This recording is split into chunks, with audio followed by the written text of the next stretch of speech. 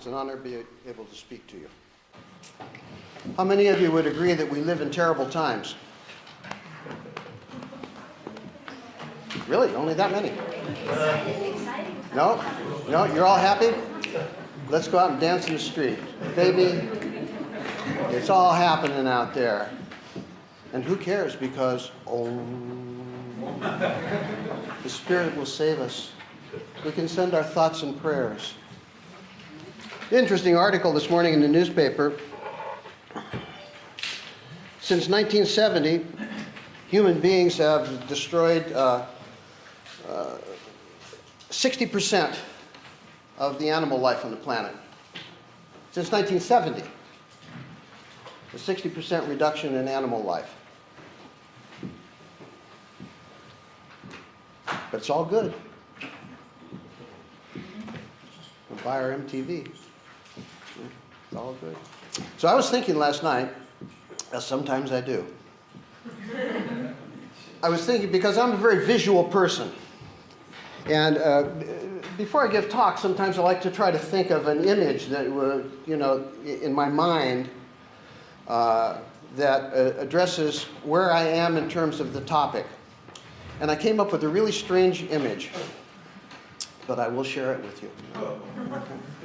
When I was a child, I used to go fishing with my father almost every weekend. Partially because that was the main staple in our diet, was fish that we caught. And we fished all the way from south of San Francisco all the way up into almost into the Washington state, an area of about 900 miles of ocean front with many rivers, right? And big rivers and small rivers, and we fished them all. And initially, when I first started, we used old equipment that my grandfather had. And that old equipment, I don't know, I know Denny fishes sometimes, or used to, and I don't know if any of you others, but we had this old equipment, and the way that when you reeled in, you had to use your finger to guide the line back and forth so that your line didn't snaggle up, right? That's a fishing term, snaggle. Right? You had to snaggle up. And then new reels came in, and the new reels were spinning reels, right? These are like, whoa, right? I had to have one of those, and so I saved up and I got one. The spinning reel was really great, right? With one problem, and these were the early spinning reels, and that was that every once in a while, the little gate that guided the line would slip off, and then you would end up with a huge ball of nylon line that was incomprehensible in its complexity, right? It was like you looked at it and you went, oh shit, what do I do with that? And it would take you almost an hour to untangle it because it's all tied up together.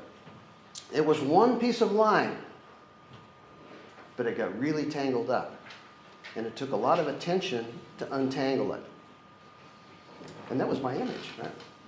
Because it's one line, but it gets all tangled up, right? And macrobiotics is part of that tangled upness, I say. Right? No. Not because we're doing anything necessarily wrong, just because we're part of the world that we live in. And so we really have to think of, in our personal lives, strategies so that we don't, or so that we can unpick that mess, right? Unpick it, undo it, make it right. Now, ever since I became involved in macrobiotics, the things that have interested me most are the simplest things. I think Ohsawa was absolutely brilliant at simplicity, right? The most simple things that he invented, the most simple explanations that he invented, were really the most profound. When he starts talking and doing prosaic descriptions of what supreme judgment is or something like that, I usually tune out, right? But those models that he put forward, those are absolutely brilliant. And when we're looking at macrobiotics, and we think this world, there's lots of really deep problems here, we have to ask ourselves a question, and that question is, how does macrobiotics address the present? How do we address the world that we live in? Right? Not the world we would like to live in, the world that we actually live in. And how can we contribute to what I always understood was the dream of macrobiotics, which was one peaceful world. I don't know, is that everybody cohesive on that one? It's a one peaceful world dream. That's the one that we're looking at. And we have this philosophy. And the interesting thing about philosophies is that philosophies have to do two things. Any philosophy, it doesn't make any difference whether it's Socrates or whether it's Kant. It doesn't make any difference. We have to have a way of understanding the laws of nature, and then we have to understand how those laws apply in human life. What is the application in our life? Right? That's the essential aspect of any philosophy. And when we look at macrobiotics and we look at all the subjects that we teach, whether it be cooking or whether it be shiatsu or whether it be the philosophy itself or diagnosis, there has to be coherence between what the philosophy is and how it's applied in life. And there's some interesting things that come up in Pleasant Hill. I talked with Simon about this. Well, we didn't talk, actually. We emailed back and forth a couple of times. Macrobiotic principles, which you're going to talk about later on. The macrobiotic principles, to me, are not only the principles and theorems, but they also include the evolution, spiral of evolution. You remember that? Yeah. Spiral of evolution, right? Which doesn't get taught a whole lot, and a lot of people don't spend any time on it, but it's an absolutely brilliant thing. You put that together with Darwin, and you've got a lovely piece of cake, right? No, it's really a great description. And the levels of judgment. Now, there's other models there that you might use, but I would say that they're not really part of the principles, right? You know, the spiral of history is a bit wonky. I don't know, last time you looked at it, if you check the dates, it doesn't really quite work out. You know, even Micho's version, a little bit of cheating going on there, right? But so maybe other things, but judgment definitely. And judgment is something that I think has probably interested all of us in macrobiotic studies, because that has to do with how we behave. How do we behave in the world? And is there a way of understanding how we behave, right? And so Ohsawa created this this understanding. It didn't create it, he reflected it. It was thousands and thousands and thousands of years of culture before that, but it was there. And that was that there are a number of different things about this process of creation, you know, these principles. First of all, they're laws of energy, but they have no intentional agency, the way I understand it. You may differ in your opinion. And what that means is that the universe didn't decide that it was going to do this because it had an aim in mind, right? And it was just a doing. It's just the universe doing its thing. It doesn't have an intention to it. You know, if you look at the principles, which I suppose we're going to later, I know we're going to later, right? If you look at the principles don't say eat rice. That's not one of the principles. That's something that's of value. That's something that we take those principles and then we say, oh, well then this fits, right? This fits into those principles. Whether it does or not, we have to decide, right? But that's what it says. And I'm sorry to keep doing this, but I don't find the proper magnification, right? And so there's no purpose there. But then you get into evolution. And when you look at evolution, it does appear that there is some kind of mechanism there that does have purpose.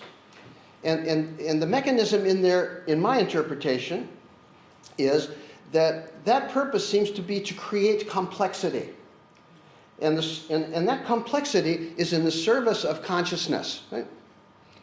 So it seems to me, right, that what's being said through that process is that for whatever reason, and I certainly don't know, right, for whatever reason, nature or that energy starts to organize itself so that it can become conscious of what? What's it become conscious of? It becomes conscious of itself, right? It reflects back into itself, right? And so this is, if that's for me, I'm busy. Right? So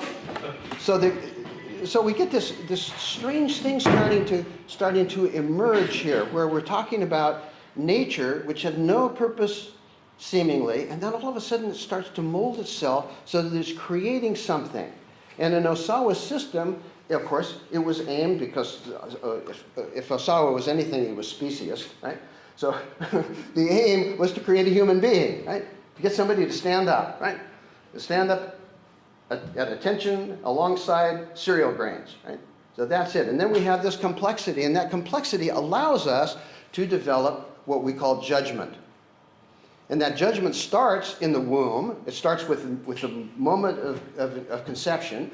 And from that moment of conception, that awareness has the potential, and I really underline that word there, potential. It has the potential to grow further and further away from its source till it encompasses more and more of the environment that the individual lives within. Right? This is a very powerful image. It's a very powerful image of human potential, that we could actually engage with nature in a way that we deeply experience it. We deeply experience it. But there's a little bit of a problem there, and it might not be a problem for you, right? But I see problems sometimes where other people don't see them, right? So that might mean I just make them up, but who knows, right? When Ohsawa was talking about this growth of judgment, there's an interesting thing that he did in terms of his descriptions, and you probably have noticed this if when you've been studying this. And that is, he talks a lot about biology, and he talks a lot about satori, or freedom. But he doesn't talk much about what's in between. There's precious little. Now, if some of you have read something in Ohsawa that contradicts this, I'd be happy to hear about it. But I ain't seen it, right? And this is particularly pertinent because when we start talking about concepts, for instance, here's a biggie, right? Always the fourth level of judgment, or the fourth level of anything, isn't it? When you get those 7 levels of whatever. In the 7 levels of whatever, number 4 is always the trickster, right? No, that's the one where things turn around, things start to move off in another direction. You put concepts there, right? Well, that's an interesting thing, concepts, because all of macrobiotics is concepts. So there's no definition of what kind of concepts we'll be looking there, right? Everybody still on board? Right? Okay. Because you're looking at me with what I call translation face, right? That kind of translation face, right? So these are Ohsawa's words actually up here. He talks about blind judgment, pleasant or unpleasantness, which is sensory judgment, desirable or undesirableness in sentimental judgment, conceptual scientific for conceptual, right? Okay. And then he talks about morals, and he talks about economics, which is politics in my book, right? Okay. So he talks about morals and politics, and then he goes on to say that justice and injustice is ideological judgment. Now, again, this might not be fascinating to you, but it's fascinating to me. Because one of the things that happened in macrobiotics, for sure, right, is that there was a kind of a mythology that you could chew your way to satori, right? You know, that if you got everything handled down at the bottom, automatically you would just transcend. Eventually, when you got the soup recipe right, you know, when you got the rice recipe right, it would all come clear to you, and you'd go, oh my God, this is it. Now I'm a free man or a free woman, right? And I don't have to go through all that messy crap of dealing with social judgment. I don't have to deal with all that mess of ideological judgment, which takes a certain kind of consciousness. And I don't think that Ohsawa was talking about these things as being linear in development, but I do think he was saying, if you don't understand the level below, you can't understand the level above. It's very simple, very similar to Abraham Maslow's theory of self-actualization. It's the same thing. You build your consciousness, right? And it seems like we missed that out. And when I say we, I'm just talking about in terms of our macrobiotic application and the way that we talk about macrobiotics. You don't hear much about some of the social issues except that we have opinions. We may have individual opinions, and I was very shocked in the last 2 years because I became a Facebooker, right? I was very shocked as to the opinions that some macrobiotic people were expressing on Facebook. And I thought, oh my God, these are my brothers and sisters? No, they're not actually, right? No, but they're people that identify as macrobiotic. You know, they're right-wing theory conspiracists and, you know, out-and-out racists and, you know, misogynists, and everything is in there, right? But it's macrobiotic, right? It's macrobiotic. And so there's some things, it seems to me, that we need to make part of our discussion, which addresses some of those issues, some of those social issues that have not been fully addressed. And I've been through, I probably read as many macrobiotic books as any of you, but I don't see it anywhere. So in a few Micho's lectures back in the Arlington Street church basement, he talked a little bit about politics once in a while, and he talks a little bit about this or that, and man and woman, and that went south and that had to be corrected because, gay people got very upset, as they should have, right? So we've not really addressed those issues, which are very, very important issues in today's culture. And so how are we going to be relevant to what happens in the world if we as a people don't use our philosophy and apply it into those areas which are not only very, very relevant, but very, very essential in today's society? It's a question. It's not an answer. One thing that we do know is we know that we can't really cure ourselves through nirvana. I think that case is closed, right? Okay. Yeah, that doesn't happen, right? If you eat macrobiotically, automatically you pop into one peaceful world. That doesn't happen, right? Okay. Now, if we look at the levels of judgment, we see that those bottom two levels. Ohsawa actually made the bottom 4 levels in this category, but the bottom 3 levels for sure. These are all about ego. This is about I exist, I get pleasure, or I pleasure myself, right? So I get pleasure, right? And and I'm out in the world doing things, but it's all about me. And one of the interesting things that we see now in what's happening in health in America and in Europe and within macrobiotics too, I have to say, is an obsession with me, an obsession with health. People get totally obsessed. They're afraid that they're going to make the soup wrong, or they're afraid, how are they going to get this balanced? Am I going to eat too much of this or eat too much of that? So you get a lot of anorexic people out there representing, I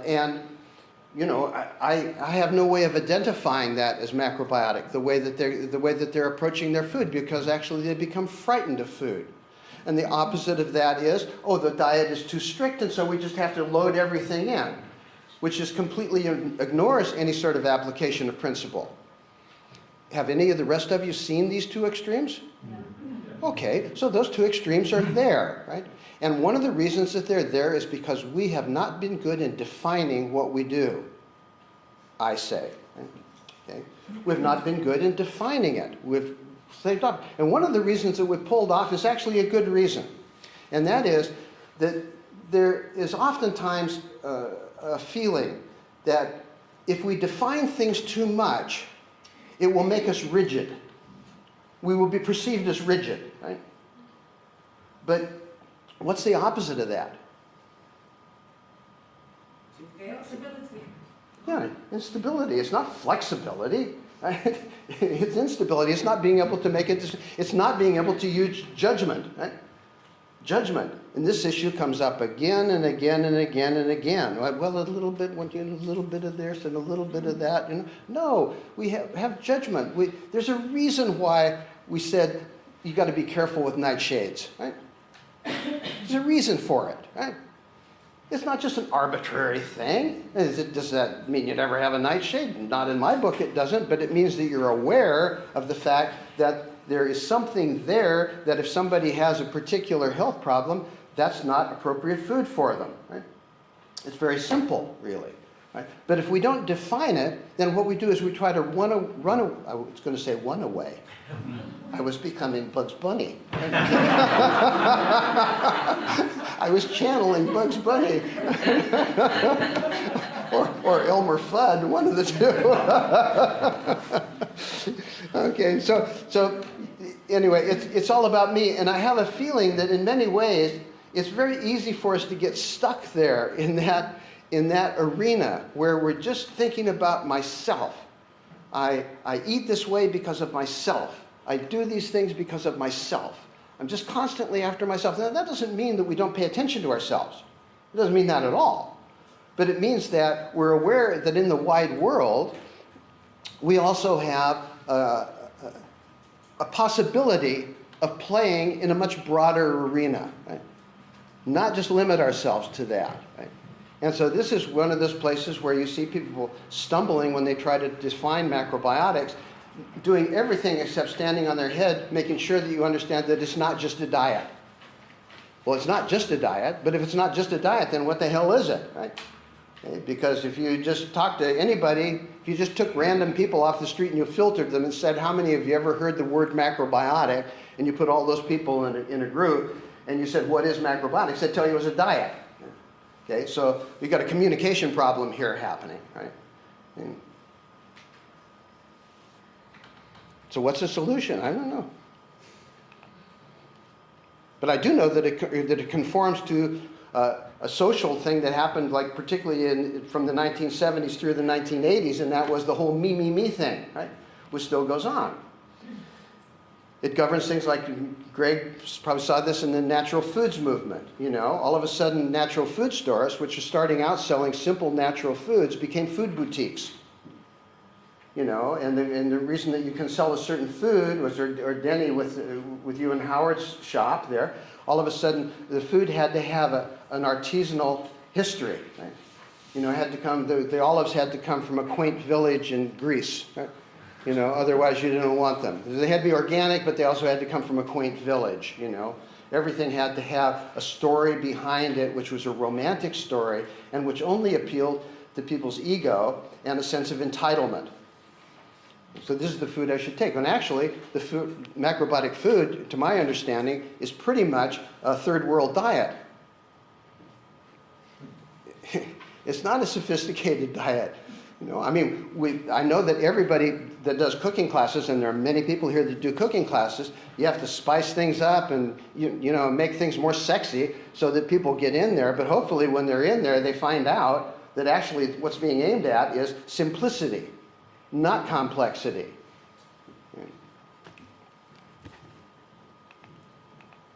Let's skip that one. So conceptual. As I said before, to me, this is the trickster. Conceptual judgment. And Ohsawa was very brutal on conceptual judgment. It was brutal. Right? Whoa, conceptual judgment. You don't want conceptual judgment. People ran away from dealing with concepts for years because they didn't want to offend the macrobiotic philosophy of not being conceptual. No, I'm just intuitive. Right? Well, come on. Really? Really? Because intuition has a lot to do with your condition. Don't you find that? I find that. You know, the better my condition is, the better my intuition is. Right? So if you're telling people to go out and depend on their intuition when their condition is crappy, right? They're going to get crappy intuition, right? So they're going to be saying, yeah, I went out and had some ice cream yesterday, but my intuition told me to do that, right? It was intuitive, right? It was an intuitive decision, right? Okay? Nothing I have to get ice cream. You can do it if you want, but you know, that's to use intuition in that way. In other words, going beyond where we really were, or going beyond where I really was, right? And maybe still am, right?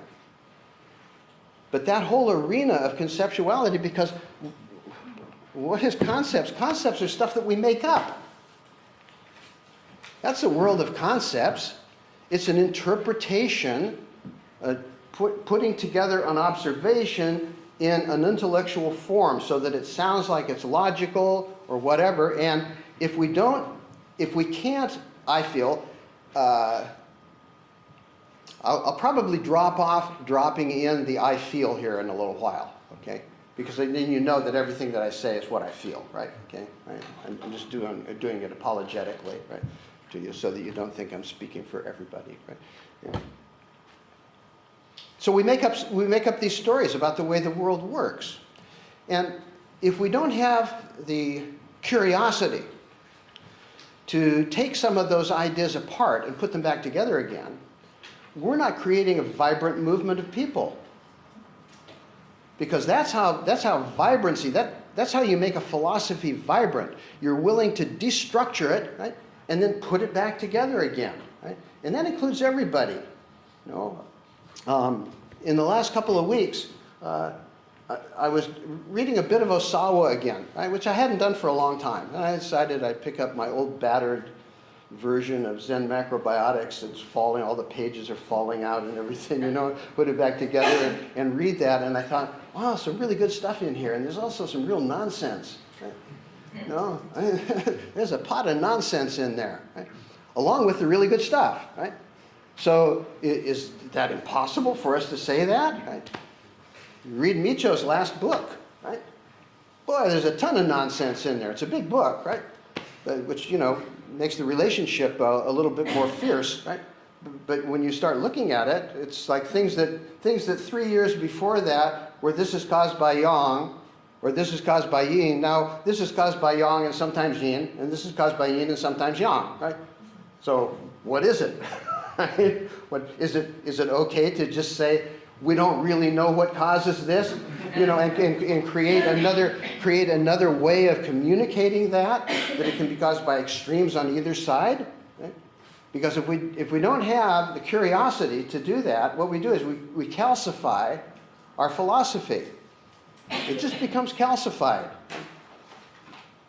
Again, the purpose of that process would be to help us be more helpful and more relevant in the present world with the problems of the present world.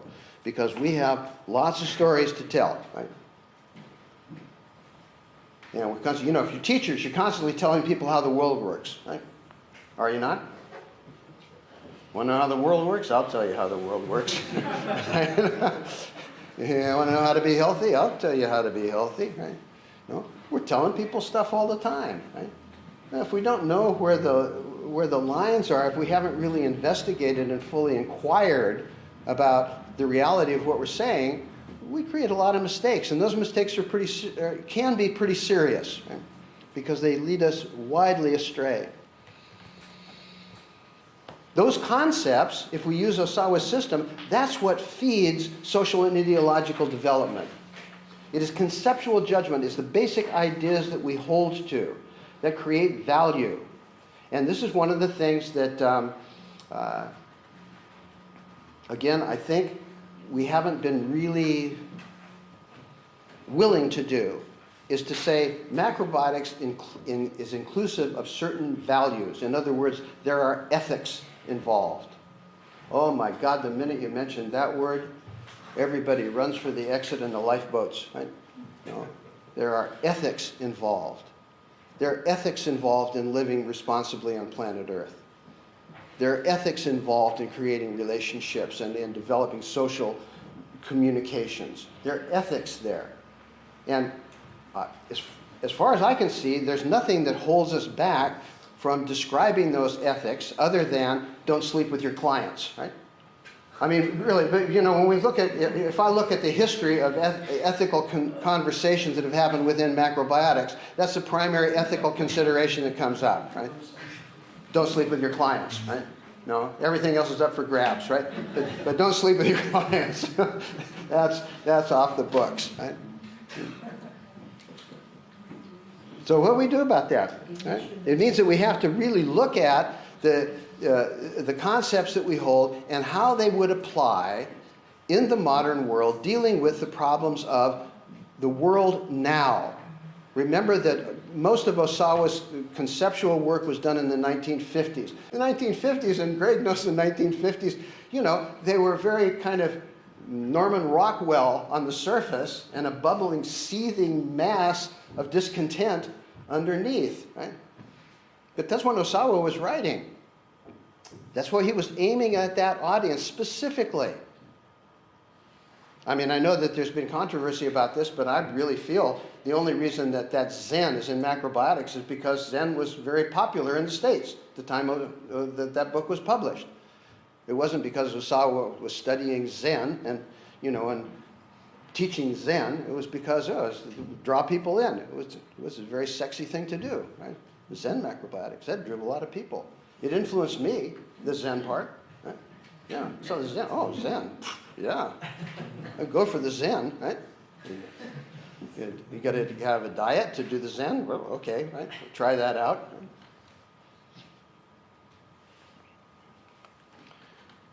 So when we look at that, then, we see that there are a lot of things that we might say or that people might hear in macrobiotic conversations that become not particularly dubious, but that we need to know more information about why they're there. Why is rice the perfect food? No. These are actual comments taken right off the internet, right? By yours truly. There is no such thing as a macrobiotic diet. Is that right? Well, yeah, you can understand how someone might say that. But if somebody asks you what macrobiotics is, and you say, well, macrobiotics, there's no such thing as a macrobiotic diet, you're starting on the wrong foot. That's pushing the negative out front. You don't do that, right? Macrobiotics is a way of life. Well, what's the way of life? What do we say? What way of life? Right? Sleeping with your head to the north, right? Is that like? I mean, what's included in that way of life? In any kind of systematic approach to it. Denny has done some of those things in your book, Strengthening Health book. Very clear. These are things that you can do to create health on a daily basis. That kind of thing. We need a bit more of that, right? It's very clear, very precise as to what to do. All foods are macrobiotic. This is one of my favorites. All foods are macrobiotic. Oh yeah. Because all foods are made from the order of the universe, of course, right? But does that mean that they're available in macrobiotic practice, that we just don't, that's where we leave it? We just leave it laying there on the floor, struggling for breath, right? All foods are macrobiotic, right?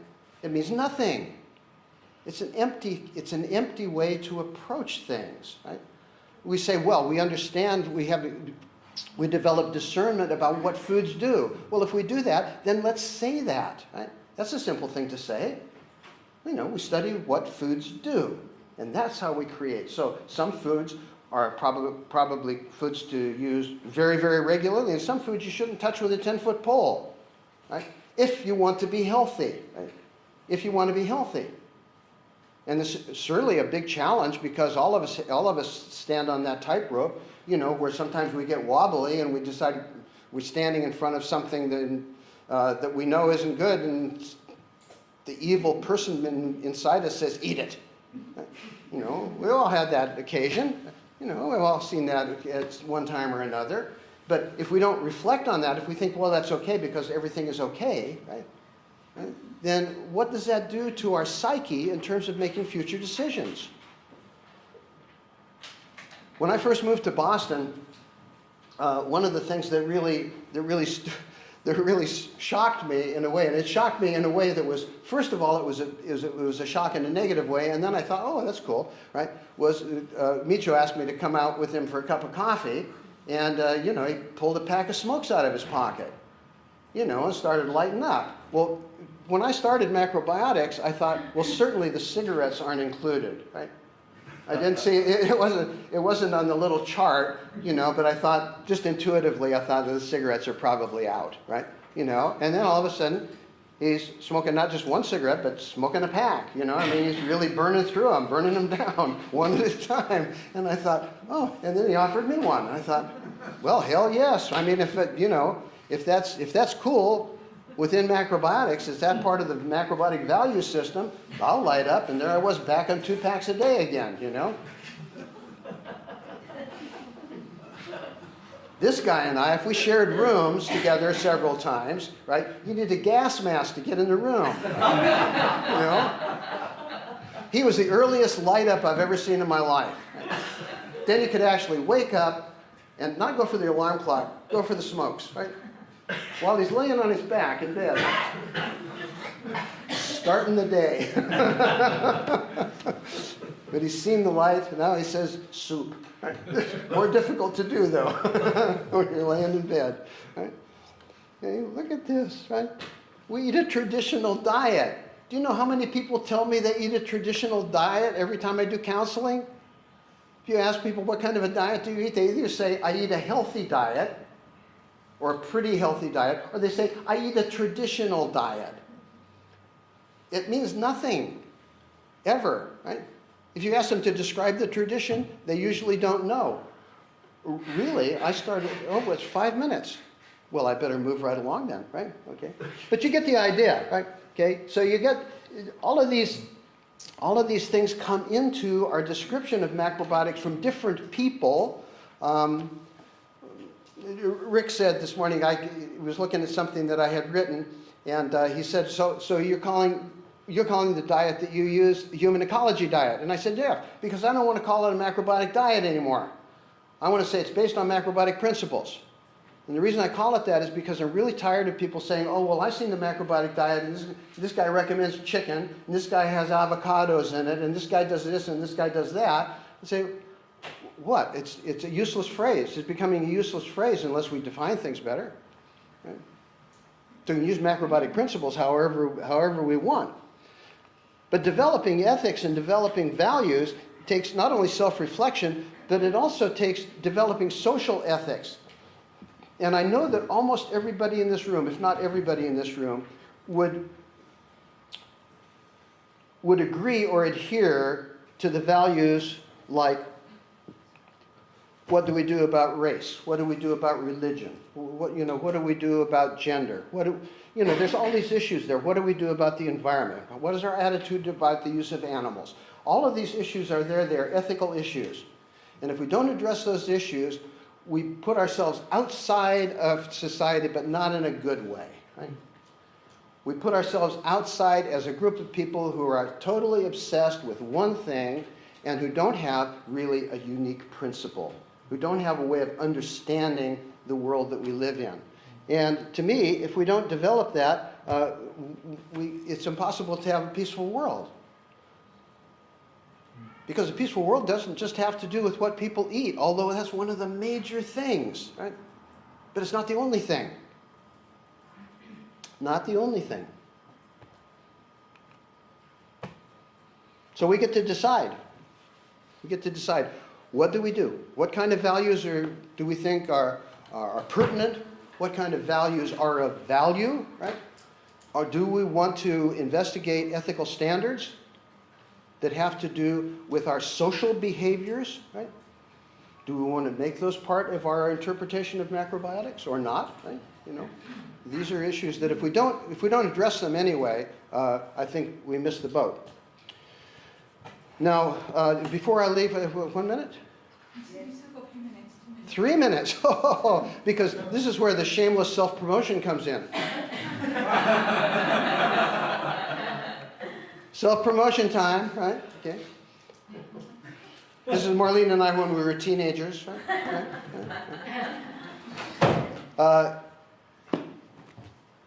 This book is available on Amazon. It will be available if you have a center where you sell books. It'll be available very soon, distributed out of London.